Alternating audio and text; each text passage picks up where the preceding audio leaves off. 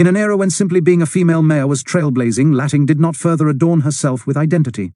She chose to let her work speak, not her blood quantum. In this contrast lies a pointed critique. Latting could have claimed the mantle of Oklahoma City's first native mayor long before Holt, but she did not. Why? Perhaps because as a leader she understood that ancestral roots run deep and sacred, not a bullet point for a resume, not a token for electoral theatre. The difference is stark.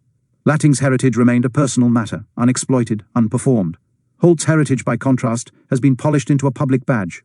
One can almost imagine Beckett's ghost smirking at the scene. One mayor quietly carries an untold identity with integrity, while another brandishes a claimed identity like a prop on stage, seeking applause that Latting never sought. The fact that Holt is celebrated as the first native mayor is thus a situational irony.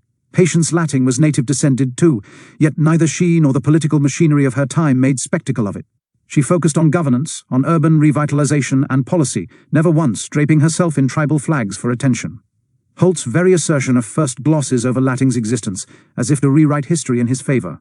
It's a subtle erasure of Latting's complex identity in service of Holt's simpler narrative. In the existential comedy of city politics, Holt plays the lead in a drama that Latting had the grace to leave unproduced.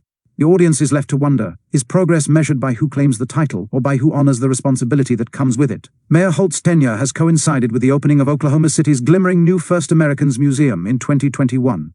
At first glance, this $175 million facility is a triumph, a long-delayed project finally realized, ostensibly celebrating the histories of the 39 tribes in Oklahoma. Holt himself, as the city's first native mayor, spoke at the opening ceremony with great fanfare. Tribal leaders were on hand, drums echoed, and ribbon was cut. The museum's very existence seems to say, look, we honor native culture. But look closer, and the shine dulls. The FAM's creation was driven by state and city planners, not emerging organically from indigenous communities. It is a product of political will and economic development schemes, completed to check off a long, unfinished civic project. Indigenous epistemology, the ways of knowing and relating that native peoples embody, had to find a way to survive within the museum's walls, rather than guide the project from the ground up. The result is something Tyson Yunkaporta might call the bag and tag model of culture. It is far easier to collect bag and tag samples from our culture. But nobody says that. In other words, the museum risks becoming a grand display of tagged and catalogued heritage, objects and stories pinned behind glass, absent the full living context that gives them power. Yunkaporta's critique stings. Western institutions would rather collect indigenous culture as artifacts than engage with it as living knowledge. The First Americans Museum, for all its lofty goals, sometimes fits this pattern. The design is circular, the exhibits interactive, and native curators like Dr. Heather Atone have worked hard to infuse the space with authentic voices. Yet the museum remains, at its core, a settler-mediated space, a building on what was once native land, now designated to tell native stories in a way palatable to a broad public. It was conceived in a colonial framework and only later filled with indigenous content. The epistemological foundations, the why and how of telling these stories, had to conform to institutional norms. The result is a beautiful structure that may still struggle to step outside the one-way glass of exhibition. Yunkaporta describes a familiar scenario. Indigenous participants offer cultural artifacts as a window for outsiders. The view is one way. There's a welcome ceremony at the start and a dance at the end, and everybody goes home happy but none the wiser.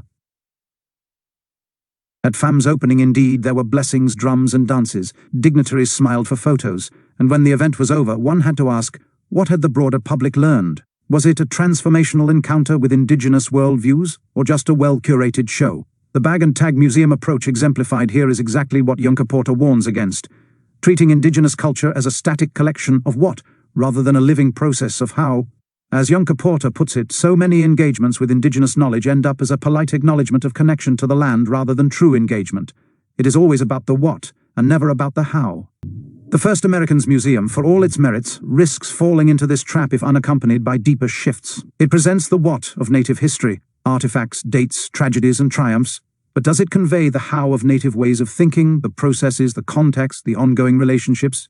A museum can display a powwow drum and note its significance, but can it transmit the sense of responsibility and community that comes with the drum in actual practice?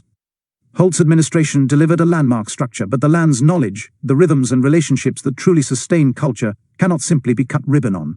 They must be lived and continuously negotiated in community, something no grand opening speech can manufacture. In Beckett's sparse stage directions, one might imagine the museum as a prop, a grand circular hall filled with echoes. The mayor's voice at the opening rings out, declaring a new era understanding. The applause comes. Then silence. The lights dim on displays of ancestral tools and treaty documents as the VIPs depart. What remains is an open question. Will this museum be a living, reciprocal space, or just another trophy case? The answer lies not in Holt's symbolic presence or the city's pride, but in whether indigenous epistemologies are truly guiding the narrative inside, whether the museum can become a place of ongoing dialogue and not just a terminus for culture put on exhibit. To grasp the gulf between Holt's symbolic nativeness and authentic indigenous ways of knowing, one can turn to the wisdom of Tyson Yunkaporta in Sand Talk. Yunkaporta illuminates themes of pattern, non-linearity, and relationally nested systems that define indigenous thought. In indigenous worldviews, everything is connected in a web of relationships. In Aboriginal worldviews, nothing exists outside of a relationship to something else. There are no isolated variables. Every element must be considered in relation to the other elements and the context. Contrast this with Western politics, where identities, policies, and issues are often compartmentalized, treated as separate variables to be leveraged or performatively acknowledged. Holt's brand of politics tends to isolate Native American as a badge, detachable from the broader context of indigenous life. He can proclaim Indigenous Peoples Day and issue a land acknowledgement, yet these actions sit in a silo, largely unconnected to his economic decisions or governance ethos. The indigenous perspective, by contrast, would ask, how do these words connect to relationships, to land, to community, to accountability? Yunkaporta emphasizes pattern thinking and holistic vision. Indigenous knowledge is built on recognizing patterns in complex, non-linear systems, seeing how nested cycles of time and place inform each other. Western leadership, on the other hand, often follows a linear script: set a goal, execute a plan, declare an outcome. Holt's outlook, as a product of mainstream politics, often feels linear. He celebrates Oklahoma City's forward progress under his leadership, marking achievements in a straight line of civic milestones. But indigenous thinking reminds us that time and progress aren't a straight line at all. Time is non-linear and regenerates creation in endless cycles. Second People's Law says that systems must be isolated. Therefore, time is linear, because all things must have a beginning, middle, and end. Holt's narrative of being first native mayor fits neatly into a linear progress myth, implying an arc of history bending toward inclusion. Indigenous perspectives might instead see it as one moment in a much larger, recurring pattern, a cycle of tokenism and forgetting, of promises made and broken, repeating as long as deeper change is deferred. Consider Yunkaporta's idea of pattern mind, which is about seeing entire systems and the trends and patterns within them, truly holistic contextual reasoning, that everything is interconnected. How different this is from the typical city governance mindset. A truly indigenous approach to leading a city would mean pattern thinking about issues, understanding how economic policy, social well-being, cultural vitality, and environmental health form one interwoven system. It would mean recognizing, for instance, that you cannot brag about economic development while neglecting the relational harm it might do to certain communities or to the land. Relational accountability is key. A leader is accountable not just to voters or budgets, but to the intricate relationships that sustain life. In many indigenous cultures, a decision is made by considering its impact 7 generations ahead, a stark contrast to the next election cycle thinking of settler politics. Holt's style of leadership, despite his native heritage, largely follows the settler colonial paradigm of thinking. In that paradigm, the world is carved up into sectors: the economy, infrastructure, culture, each managed separately. Diversity is a box to check, rather than a way of seeing the world. So we get the spectacle of a mayor who can champion an Indigenous Peoples Day proclamation, and, in the same breath, champion a massive new capitalist development deal without perceiving any conflict between the two. Yunkaporta would likely see a pattern here, the pattern of colonizer cultures adopting superficial multicultural veneers while staying true to their extractive core. Holt's nativeness is acknowledged on the city's terms, celebrated on a holiday, trotted out at museum openings, useful in marketing the city's inclusivity. But does it inform the structure of power? Does it change the how of decision-making? The evidence suggests not much. In Beckett's idiom, one could say Holt's engagement with indigenous knowledge is all words and no movement, characters on a stage talking about change, while the set remains the same. The mayor speaks of belonging to a people called the children of the middle waters. Yet the waters of wisdom run shallow in his policies. He has not introduced indigenous frameworks of governance or consultation. He has not sought to transform the city's relationship with the land it occupies in any fundamental way. The patterns of city governance continue on their well-worn linear path. The title of First Native Mayor begins to sound like a line in an absurdist play, a line that is repeated almost farcically while the actual plot does not change. It is an existential gesture, naming without becoming. The mayor holds up a mirror to himself labeled native, but does not step through it into a different way of seeing the world. The difference between symbol and substance, as Yunkaporta might frame it, is the difference between knowing the name of a thing and understanding the pattern that sustains it. Holt's politics deals in names and appearances. Indigenous epistemology deals in patterns and relationships. Here, the two pass each other like strangers. Pull back the camera, and Holt's personal contradictions reflect a larger machine at work. The Oklahoma City political and economic machine that runs on boosterism, image-making, and settler performativity. For the past few decades, OKC's leadership has been consumed with economic development crusades. Tax-funded initiatives like the MAPS projects have built new parks, streetcars, convention centers, and yes, the first Americans Museum, all to reinvent the city's image. Holt has eagerly continued this legacy. He even earned praise as the architect of the latest and most ambitious MAPS 4 package. The engine of growth must keep churning, the narrative goes, to raise Oklahoma City from flyover country to destination. In this process, image is everything. Holt's administration has been exceptionally savvy in marketing OKC as a city on the rise, youthful, diverse, inclusive, yet also a great place for business. Settler performativity is the perfect term, the descendants of settlers performing progressiveness and pluralism without ceding any real power or privilege.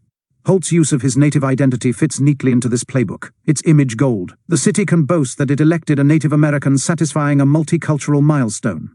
It costs the power structure nothing, since Holt himself operates safely within the norms of that structure. Meanwhile, the deeper indigenous challenge to settler society, the challenge that would question ownership of land, distribution of wealth, methods of governance, that challenge is safely kept off stage. Instead, we get set-piece performances, land acknowledgement plaques, native art murals on downtown walls, the museum exhibits, and occasional photo ops with tribal chiefs. It is performative allyship, a civic pageant that says we honor Native Americans while continuing with business as usual. It is no coincidence that Oklahoma City's government is fond of the language of Renaissance and frontier, framing development as a heroic conquest of new horizons. This is the old settler story refurbished for modern audiences. In that story, indigenous people appear as decorative figures, noble references in the March of Progress, but never as the authors of the story or the stewards of the land. The policies of economic development under Holt exemplify this dynamic. Take, for example, the recent controversial plan for a brand new NBA arena downtown. Mayor Holt championed a deal to pour at least $850 million of taxpayer money into building a $900 million arena, chiefly to keep the Thunder basketball team from leaving. The team's owners would contribute a mere $50 million to the project. Economists widely criticized the deal, casting doubt on the lofty claims of economic benefit. Yet Holt and the city's power brokers pushed it through with a slick campaign, appealing to city pride and fear of losing status. Voters, swept up in the narrative of OKC as a big league city, approved the subsidy. This is image-making on a grand scale, investing public funds not in community well-being or addressing historical injustices, but in a symbol of metropolitan might, a gleaming arena to watch millionaires play ball. It's telling that, during this push, there was little discussion of how such an enormous public expenditure might otherwise address deep-rooted issues like indigenous health disparities or supporting native community programs in the city. Those issues don't fit the shiny image, they're messy, they complicate the triumphant storyline. The political machine favors easy wins and photo-ready projects. Oklahoma City's very founding was an act of settler performativity before the term existed. The 1889 land run that created the city was, essentially, a stage race, with settlers performing the role of pioneers claiming unassigned land. A fertile oxymoron for land very much taken from native nations. The federal government had evicted tribes and declared the center of Indian Territory free for white settlement. Boom! The city was born in a day, in chaos and jubilation, utterly indifferent to the peoples who had been displaced to make it possible. That original sin haunts the city's relationship to indigeneity. Oklahoma City sits in the heart of a state with 39 tribal nations, yet the city itself lacks even one tribal headquarters. It is the seat of government of a state built on displaced nations, yet it acts as if those nations are elsewhere, out of sight, out of mind, to be trotted in for special occasions. Holt's rise, ironically, does little to change that. In fact, by calling himself the first native mayor of a city on unassigned land, he inadvertently highlights the absurdity.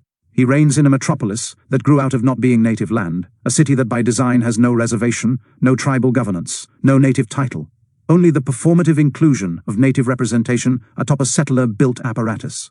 Thus, in the broader perspective, Holt is less a visionary bridging two worlds and more a company man for the settler city, performing just enough inclusion to keep the narrative spinning.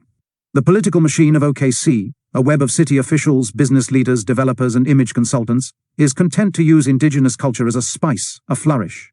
They'll name a boulevard Thunderbird or stage a native art exhibit at City Hall, but they won't question why economic power and land ownership remain overwhelmingly in non-native hands. They'll invite a tribal leader to give a blessing at a groundbreaking, but not invite tribes to co-govern the land they are blessing. This is settler performativity, acting out a respectful relationship with native peoples without surrendering any settler privilege or control. It keeps the show of reconciliation running with very little happening behind the scenes. In the tragicomic theater of Beckett, characters go through repetitive motions, hoping for meaning that never comes. Oklahoma City's leadership, with Holt as one of its principal actors, goes through repetitive performances of progress and inclusion. They cut ribbons, issue proclamations, tweet photos with native youth, and congratulate themselves on how far the city has come.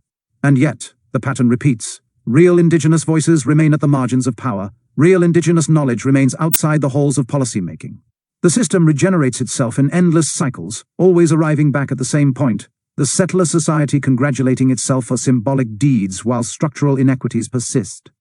In the end, we have an essay of ironies and contrasts. Mayor David Holt stands at the intersection of two stories. One, the settler success story of a city on the rise, draped in modern diversity. The other, the ancient indigenous story of patterns, relations, and responsibilities to the land and peoples. Holt has tried to claim both, but as the old proverb goes, no man can serve two masters. The voice of Samuel Beckett that we've channeled here would likely observe Holt's predicament with a grim, ironic smile. He claims nativeness but serves the city's machine. He gestures at justice but ultimately furthers the old order. "I can't go on, I'll go on," wrote Beckett. And so it is with Oklahoma City's political theater. The show goes on, the mayor will give another speech, the city will break ground on another grand project, an opening prayer will be offered by a native elder, a token of goodwill, and the bulldozers will rev anew. Yet amid the absurdity, there is clarity, a fierce clarity even. Tyson Yunkaporta's indigenous lens cuts through the fog of performativity. He reminds us that there is knowledge in the land, in the patterns of relationship, that cannot be faked or forcibly reorganized to fit a political agenda. The failure of Holt's claim to deeper legitimacy is precisely the failure to engage with those patterns. The mayor's nativeness, unmoored from indigenous ways of knowing, carries little weight. It is a feather in his cap, not the rooted feather of an eagle tied into a sacred hoop. The First Americans Museum, built without full alignment to native epistemology, remains a grand shell unless those who steward it continually infuse it with story mind, kinship mind, pattern mind, with processes, not just displays. The city's economic conquests will prove hollow if they destroy relationships or perpetuate inequities, for wealth means nothing in a broken system. Yunkaporta might say that true solutions require a yarning, a coming together in non-linear dialogue, something far removed from the top-down pronouncements of City Hall. Ultimately, this essay has critiqued Holt's public nativeness as symbolic politics against the backdrop of Sandtalk's deeper wisdom. We have named names: David Holt, who casts a long shadow on the mural of progress; Patience Latting, who kept her integrity by not playing the identity game; the First Americans Museum, a site of contested meaning; and the whole OKC political machine, still churning out its self-congratulatory myths. The tone has been Beckettian, spare, repetitive, darkly ironic. Because there is something absurd at play. It is absurd that a city born from the dispossession of native people now pats itself on the back for having a native mayor, without repairing that dispossession in any meaningful way. It is absurd that complexity and wisdom sit readily available in indigenous knowledge systems, while leaders prefer the comfort of simplistic narratives and business-as-usual plans. It is absurd, and it is tragic. Yet, there is a glimmer of hope in calling things by their true names. Beckett's work, bleak as it is laced with truth-telling. Likewise, our fierce clarity here, drawn from indigenous critiques, serves to spotlight the gap between what is said and what is done. The hope is that by exposing the contradiction between Holt's claim and Holt's reality, between the city's symbolism and its substance, we invite something new. Perhaps a future leader will not just perform nativeness, but live a relational accountability to native communities. Perhaps the First Americans Museum will evolve into a living cultural center, guided by native epistemology in every facet. Perhaps economic development can be reimagined to heal land and people, rather than just inflate skylines and egos. For now, we end where we began. A mayor stands on a stage, calling himself native, under the bright lights of civic pride. Off stage, the old patterns persist, ancient and unbroken. The land remembers, the ancestors listen. The city's people, native and non-native, go about their lives, many unaware of the drama playing out in symbolism above substance. The critique has been laid bare, the irony thick as Oklahoma red clay. In true Beckettian fashion, we're left with a kind of uneasy laughter at the futility of it all, yet also a resolve. In the final analysis, the deeper indigenous insights of pattern, connection, and accountability stand as an antidote to the hollow performances of politics. They are the truth that endures when the stage props fall. And so, even as Holt's proclamation of being the first native mayor fades into the echo chamber of history, the land and its people continue their dialogue, waiting for a leader who understands that being native is not a claim to make, but a responsibility to live.